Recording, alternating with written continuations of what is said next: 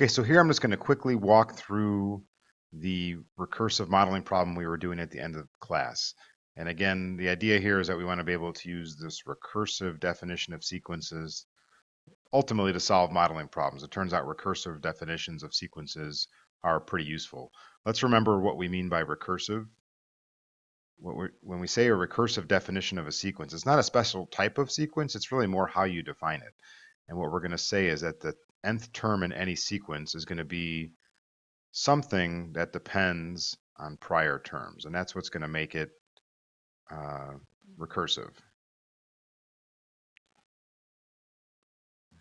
Depends on prior terms. So for example, if I say any given term is equal to the previous term, which I'm going to indicate by n minus 1, because remember this is the n tells us which term number we're talking about. So like a sub n would be the fourth term, a sub n minus 1 in that case would be the third term.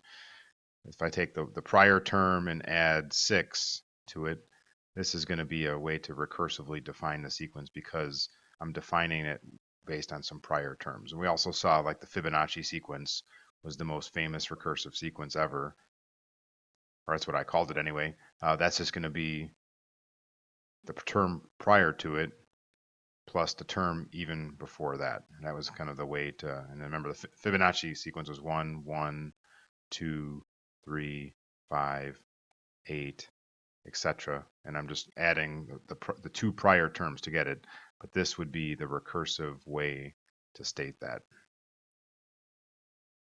So on to the problem. If you wanted to see this problem actually in the book, you could go to page 480, and it's listed out there about how to do it, but let's just talk through it here. So we're saying that the population of a certain country grows really for two reasons. One is that there's an inherent growth rate built into the country based on birth rates minus death rates, and we say that just left alone, that country is going to grow by 1% of those already in the country. So like if we had 1,000 people next year, we're going to get an extra 10 people. That's 0.01 times 1,000.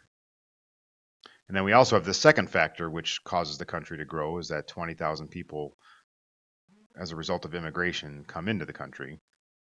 And then we start with a population of 5 million. And so we want to use this idea of recursive sequences to model what happens in this country, because if we create the sequence of populations year after year, we'll be able to make some projections about what's going to happen. Well, so remember, when we recursively define a sequence, because we're basing things on prior terms, we always need to have a starting point. It was like when we did iteration, we needed a seed value. And so that's what this first question is asking here, is what's the initial term of this population sequence? Well, it's really given right up here. It's going to be 5 million.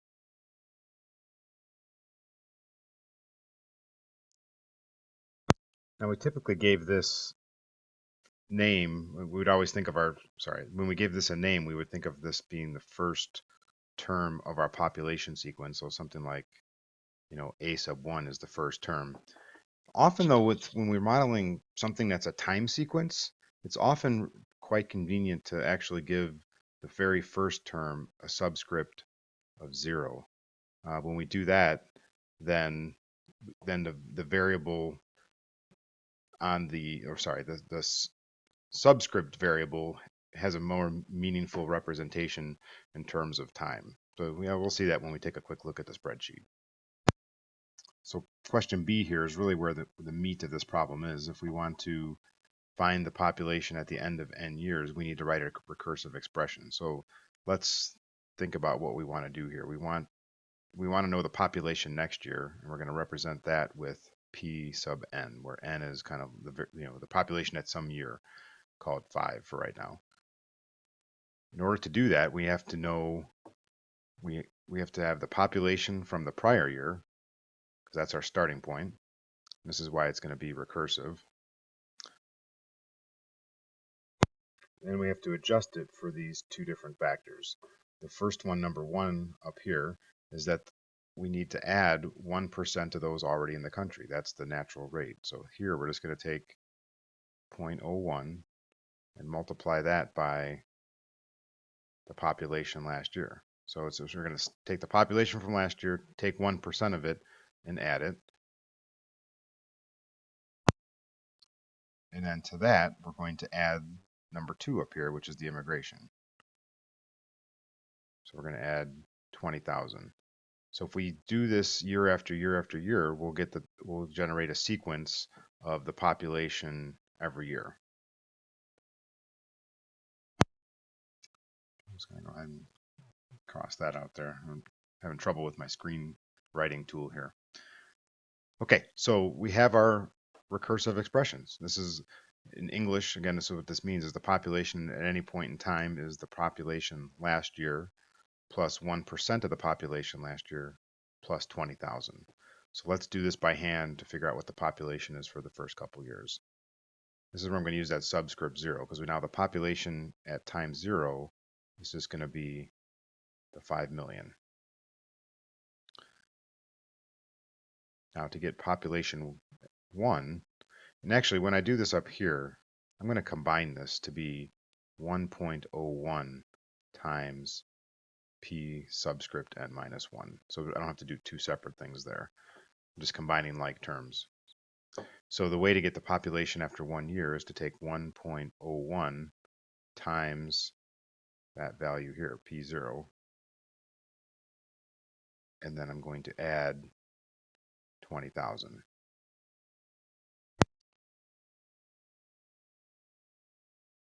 Okay, so 1.01 times 5 million plus my 20,000. Punch that into a calculator, you will get 5,070,000.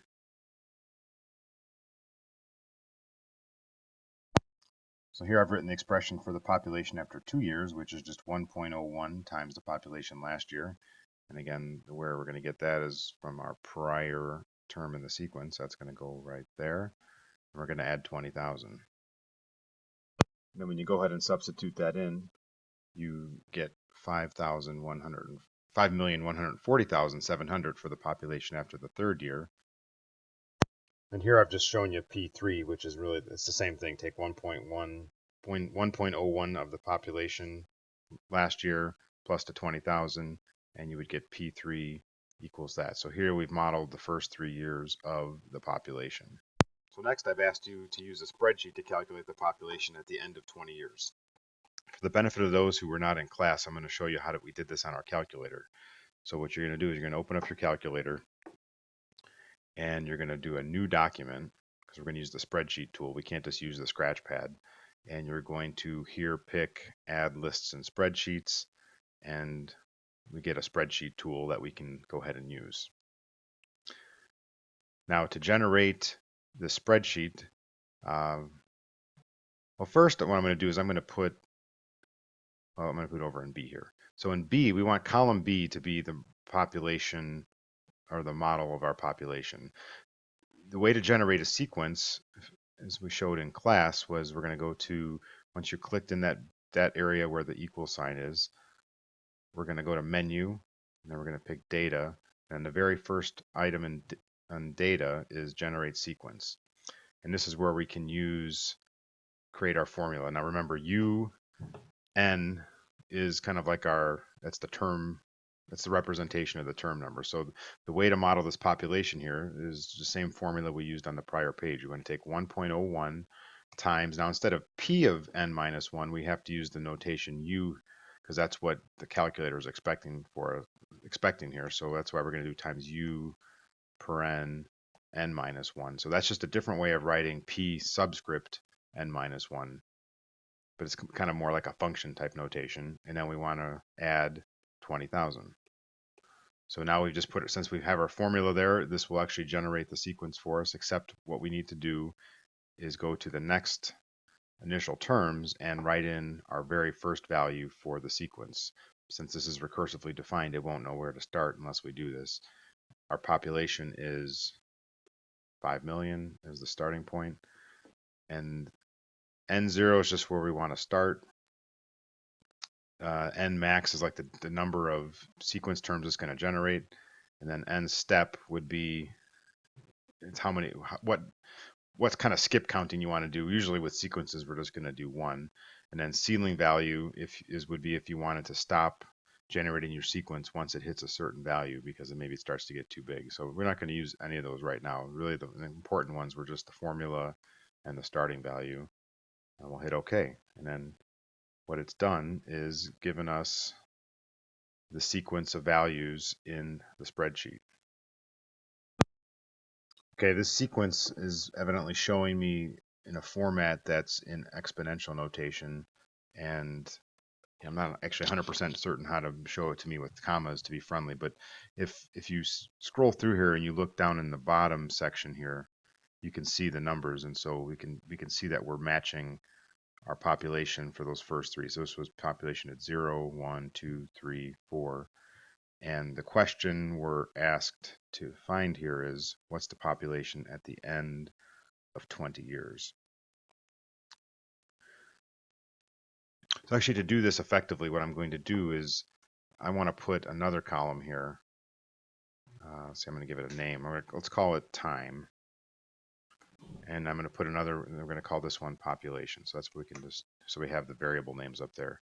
Here, what I'm going to do is I'm just going to generate a sequence starting at 0, because that's what we want our time variable, and this will give us another chance to practice the sequence command here. So again, I click into this area, I come to menu, data, generate sequence. Now in this case, I want to just create a sequence where I add 1 every time. So let's do this recursively just as practice. I want to take u sub n minus 1, so I'm going to take the prior term and add 1. And I want to start my sequence at 0 so that I can have a time dimension here. I do that, and I've generated a sequence starting at 0, and this now I can more easily interpret each of these data points. So here's the population after 1 year. So that question asked me to find it after 20 years. So let's just scroll down to find 20 for my time, and we see the value here as 6,541,330. So if we wanted to go ahead and write that over here, 6,541,330. And the last question is, use the spreadsheet to determine when the population would exceed 10 million. Well, we actually have done all the work for that. We just need to go back to our calculator and keep scrolling down. Right now we're in the 7 million range, so let's just keep looking at these numbers until it gets, first time it hits over 10 million. So it looks like after 55 years is the first time it hits over 10 million. And that would be the answer to that one, 55 years.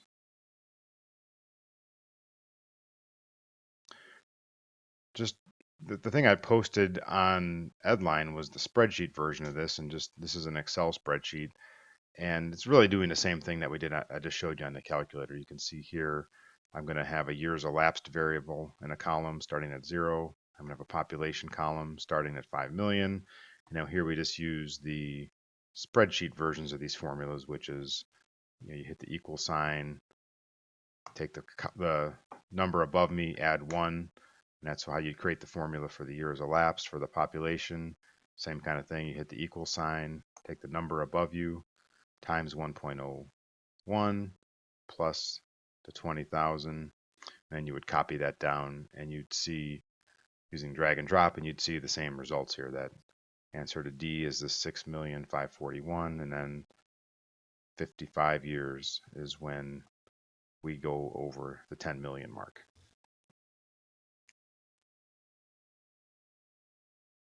So hopefully that gives you a good sense for how to do sequences on the calculator if you need it.